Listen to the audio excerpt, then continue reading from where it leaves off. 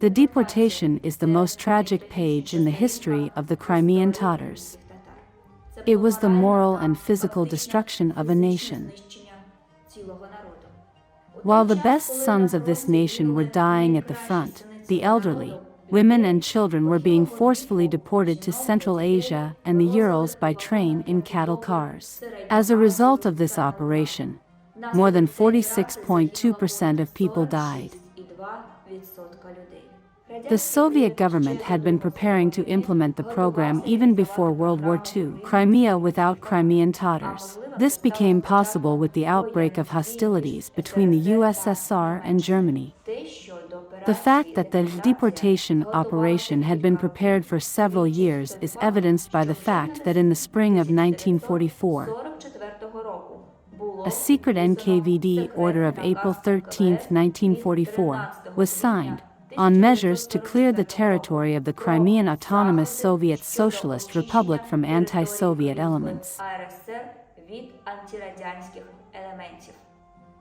Meanwhile, from April 11 to May 10, 1944, during the Crimean operation, the peninsula was completely liberated from the German occupiers. The population joyfully welcomed the Red Army soldiers. Crimea celebrated the victory and did not suspect what an inhuman tragedy was coming from the real traitors. The fate of the Crimean Tatar people had already been decided in advance. On May 10, Stalin had already signed an order to expel all Crimean Tatars from the territory of Crimea. That meant that the entire Crimean Tatar nation, from newborn babies to the elderly, were accused of collaboration. What motivated Stalin personally in those fateful for the Crimean Tatar people days? After all, the deportation was not caused by the random whim of this tyrant. It had a clear political purpose. It is possible that the undesirability of further residence of the Crimean Tatars in Crimea was dictated by the whim and self-interest of the country's top leadership. It turned out to be most convenient to accuse the whole nation of aiding the Germans.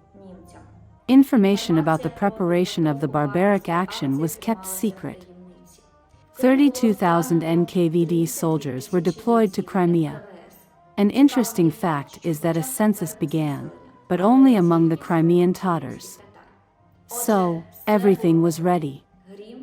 The thunder came early in the morning on May 18, 1944, almost simultaneously, at 4 a.m., all over Crimea.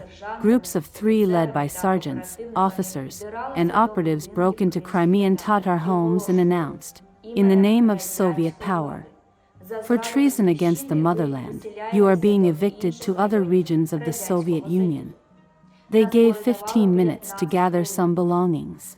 Someone managed to take something valuable, while others confusedly grabbed some trinkets. Some were told that they were being taken to be shot and had forbidden them to take anything at all. People who were confused and did not understand what was happening were loaded into trucks and taken to the nearest railway station. And there were wagons waiting for them that were used to transport cattle.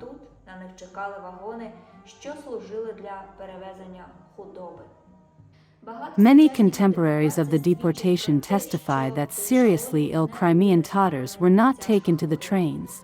They were physically eliminated.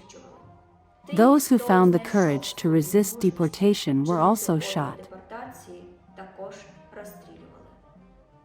The operation was completed by 4 p.m. on May 20th. 67 trains with Crimean Tatars were sent to the east, to Central Asia and the Urals. According to the National Movement of Crimean Tatars, 238,500 people were deported, of whom 205,900 were children and women.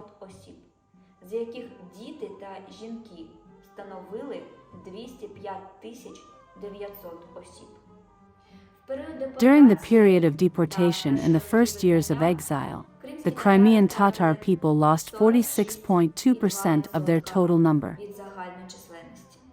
Given the consequences of this tragedy, we can fully speak of a deliberate policy of genocide against the Crimean Tatar people. What about the Red Army soldiers, Crimean Tatars, who returned to their native Crimea in 1945 with victory? As soon as they entered their native land, they were given exactly 24 hours to leave for Central Asia. These were the consequences of the tragedy of May 18, 1944.